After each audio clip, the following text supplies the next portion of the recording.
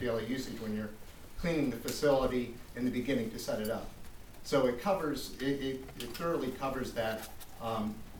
I think that they should only be allowed 100,000 gallons, but, you know, that's just my opinion because that's what they asked for. These citizens are being very generous and giving twice that amount. Yeah. So when Pennsylvania American Water says they have a, Doesn't matter how what they say.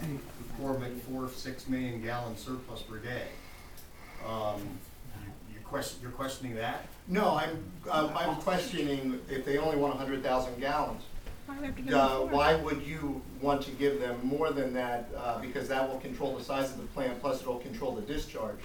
With Steary Creek being a problem, I would think you would want to control the discharge and would leave the plant on a daily basis. This gives you a way to do that, especially it answers all of the questions that it gives them everything they wanted. And then some.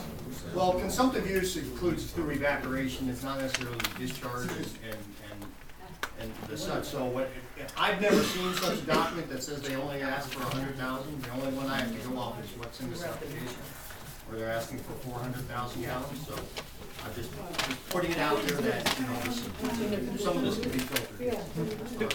Some of these requirements. Council, you wanted to say something? Just a moment. Well, again, Mr. Fiducci can weigh in on this if he wants.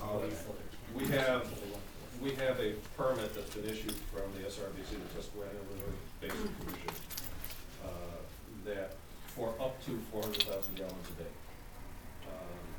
With all due respect, I don't think the borough has jurisdiction to amend that. So it is true that on an average daily usage, we're probably looking at around 100 to 200,000. There may be upset conditions. That's why we asked for and received 400,000 rather than the original 6-point-some odd million, which is what would have been used for the wet cooling rather than dry cooling. So, frankly, that condition, even if it was imposed, I think would be unenforceable because the borough doesn't have any jurisdiction to. I guess I have a question on that. Cool. Jeff, Yeah. did you say that the amount of water that they would consume controls the size of the plant? I believe, yes, the amount of water that they daily consume is going to control how much electricity can be generated. I spoke with a air-cooled facility in Nevada. They came up with a daily use in October because the engineer felt that that was the closest to the worst peak conditions of Pennsylvania. He is originally from Wyoming. It was a Chuck Lindsay. It's 1,100 megawatts. They use 570,000 gallons per day. I believe that Invenergy will succeed in asking for more from the Susquehanna River Basin Authority when they want to start producing electricity, and I believe that it will be placed down Grassy Island Creek. Yeah, but they were granted But they can go back and ask for more. up to $400,000. And they can go back and ask for more. I'm just saying But that, those terms would be beyond the scope of the conditional use But- permit issuance if it were granted, Well, that's why we're asking. which they would have to come back. that's why I think that the appropriate thing for council and for the planning commission to do is to put a condition of you are going to use 200,000 gallons. You can see the daily intake. It's easy to monitor. And you can see the discharge. That's completely inconsistent with the Yeah, application and with our permit and the jurisdiction to do it. The thing is. The conditional use. Restricting the industry. No, not restricting the industry. You are giving protection to every person that lives on Grassy Island Creek and the Lackawanna River. What protection are you giving over and above the exceedance of water that Pennsylvania American says they have? A conditional, Where is the threat here? a conditional use is something that cannot be an extraordinary problem. They have asked for 200,000. Mr. Glazer just said that they assume that they're going to use 200,000. I'm saying that this. They've asked for 400,000.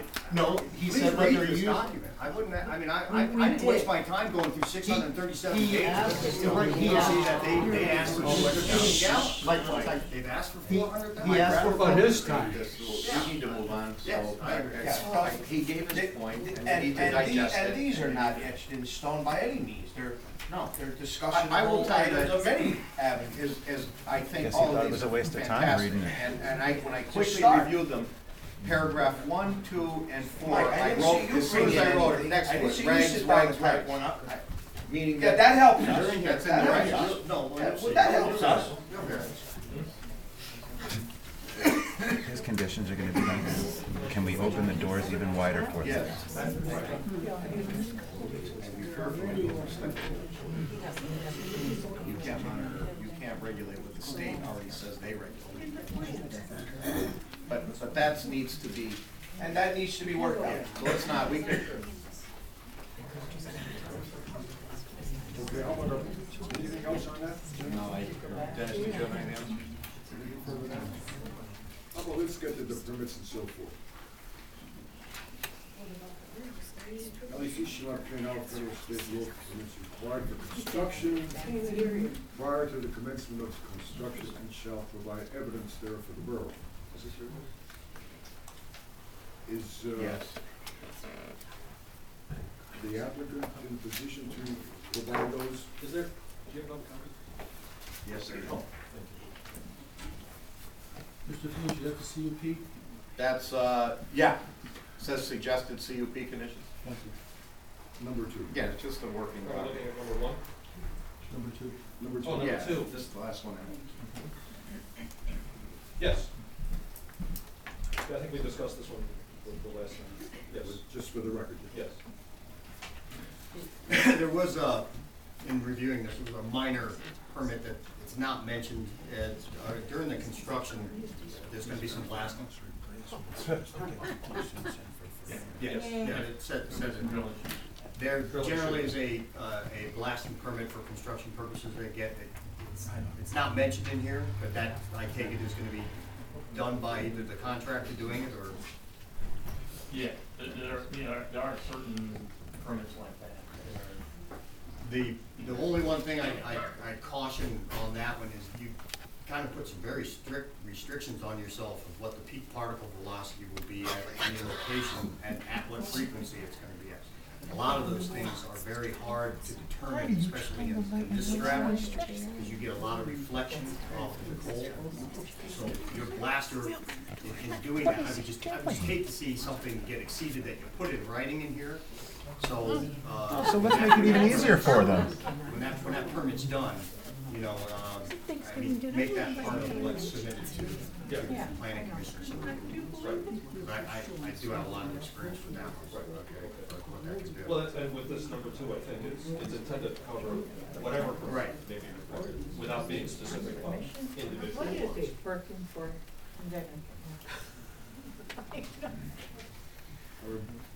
Any other comments on? Yeah, I had one, Gene. Go ahead. You know, the one issue is having them obtain all federal, state, and local permits required for construction. There was talk of a temporary signal possibly on 247, Yes. and a posted and bonded road possibly for bringing up the super loads on 247. PennDOT will issue the posted and bonded road permit and accept the bond from the company. However, in dealing with the temporary traffic signal, they're gonna issue that permit most likely to the borough. Because, all of their traffic signal permits and flashing warning devices, they deal with the municipality. For permanent ones, but would it be temporary ones too? Yeah, possibly. Okay. We actually, we checked, we Right. actually did check with PennDOT, and they will issue the permit to us. They will, cause Yeah. I was gonna say, what typically we do then is we recommend a third-party agreement between the municipality and whatever company to take care of liability or anything like that. That they, so if a traffic signal had to go up and there was a crash, and if it's permitted to the borough, if you had worked out a third-party agreement, that they would assume the liability for the Well, industry. I think that the PennDOT permit's gonna require appropriate evidence of insurance anyway. So I think probably the thing to do Maybe. is to No one ensure has that talked to PennDOT yet. is. I talked to the permit engineer this morning and the Anyway. traffic engineer. No one from Is simply to Incentive has. require that any That's fine. insurance policy that we obtain, name. I was with him when he was talking to them. The traffic engineer's on vacation, he's a liar. So they're lying. I was the traffic engineer. The way to deal with that one is just to ensure that any insurance policy that we obtain, frankly, for any work we do, name the borough as an additional use. That way, that's typical. Yeah, That way, race agreements. for anything, Things like that. for anything, right. Because you're gonna have a blanket overall, that's just Yeah. the way it's. Also, under the topic of permits, I saw the letter from the Pennsylvania Game Commission and closure of the openings that you did and why you did it, when you did it, all about that. Was any correspondence sent to or received from the Office of Surface Mining? They've moved, they're no longer in Wilkes-Barre, they've vacated down to Pittsburgh, but Office of Surface Mining, if we have a subsidence, they're usually the first people called, and usually get involved with the backfilling of any, just a suggestion to notify them that, or send them a copy of what you did, because they may have some old underground mine maps that would show you, how deep in one spot that you filled in. Because you didn't do any ground penetrating radar or anything like that afterwards to see that. Not in that area. Not yet, no. Not yet. We have some more plans. You do have something. Yes.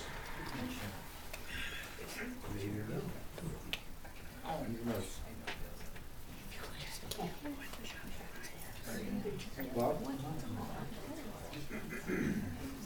Dominic, anything? No? Mr. Esper? No, sir. Okay, the complaints and resolutions. Did you want to, I saw road agreement, was the Oh, excuse me, road agreement, I dropped one. LEC shall enter into a road use and repair agreement with the borough setting forth the construction traffic plan and its obligation to repair any damage to borough roads caused by construction activities, including specifically Sunnyside Road. What's the plan for the use of Sunnyside Road?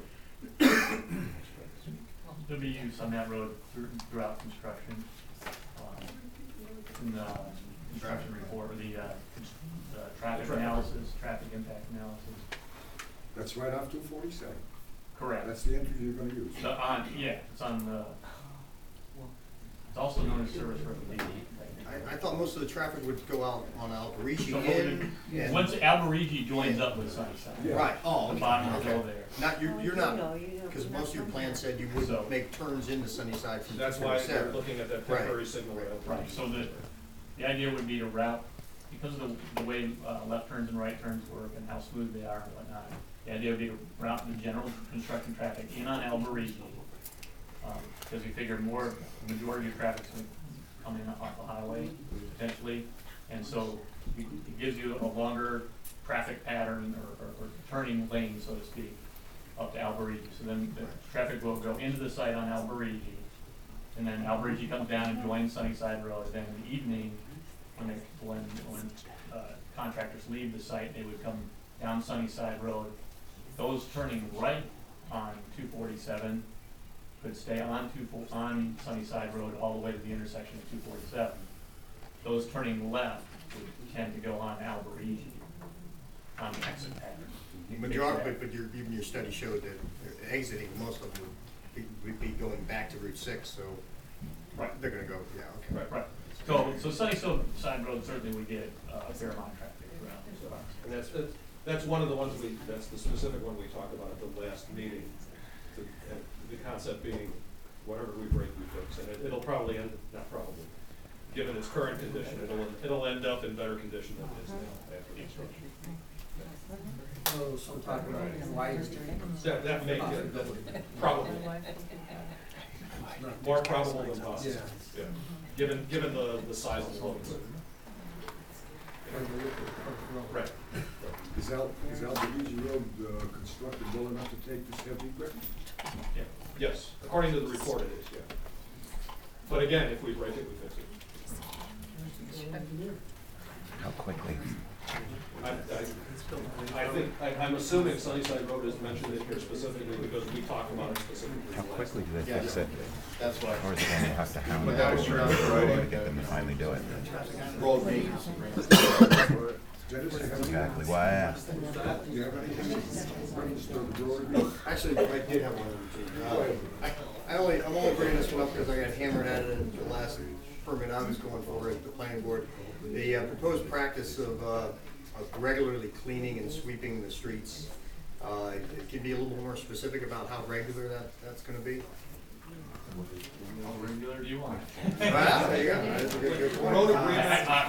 I've been asked to do it once a week, I've been asked to do it once a day, I've been asked to do it once a month, but, It's gonna be a function of what you ultimately so want in the road if review. someone from the borough, makes a call, and I really like the idea of the hotline or some kind of line. Hey, you've got a truck spilling some There's stuff. no homes up there, I don't know if you know that or not. Who's gonna call? Who's not gonna call the hotline? There's not a home on Sunnyside Road. I don't know how many employees use Alberici Road, but I see Just a sit ton down of the them end down there and working let Don talk. I just asked a simple question. Well, you got a simple answer, there's no homes there. No, somebody could call as they're driving by, everybody has a cell phone, they see a spillage on the road, they can call the borough, somebody can call not Energy. totally sure. I Again, have a feeling I know, That's but the, I don't know that's for the a sort of fact. thing that's generally in the road review. Okay. I think you realize this is when you get a stone through your windshield from the vehicle ahead of you, it's dropping off.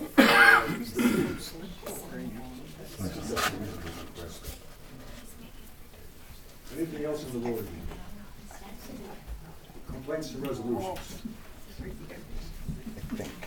We talked about this the last time that we were here. Complaint and resolutions. I think that's a very good. Yeah, we talked about this, we're certainly okay with this one.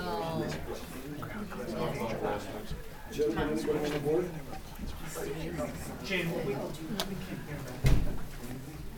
Look to each person. Yeah, you guys got a lot of people around you. No. Don't you have a PA system? Emissions and monitoring information. LEC supplied the borough with copies of all emissions monitoring reports and data. They're also provided to the Pennsylvania DEP at the same frequency as information is provided to PAD. LEC should also provide such information to the borough at such times as the borough may reasonably request. I think this one is what we started talking Yeah, we about started earlier. talking about first. Now, is there any addition to what, for the emissions information, from what we talked about earlier? Well, Dennis just is the one suggesting we have a representative, mirror DEP, that would just be part of that, so. Yeah, I mean, here you get, Mr. Fiducci has it being provided to the borough. Who the borough decides that ought to be is, it's up to you folks. Yeah. Okay, site access. On reasonable prior notice and subject to compliance with security requirements, LEC shall grant access to designated borough personnel for the purpose of the site inspection and review of project operations. Now, somebody explain that to me. Mr. Fiducci had to leave. I think we talked about this the last time, and I think this was something that Dennis had raised.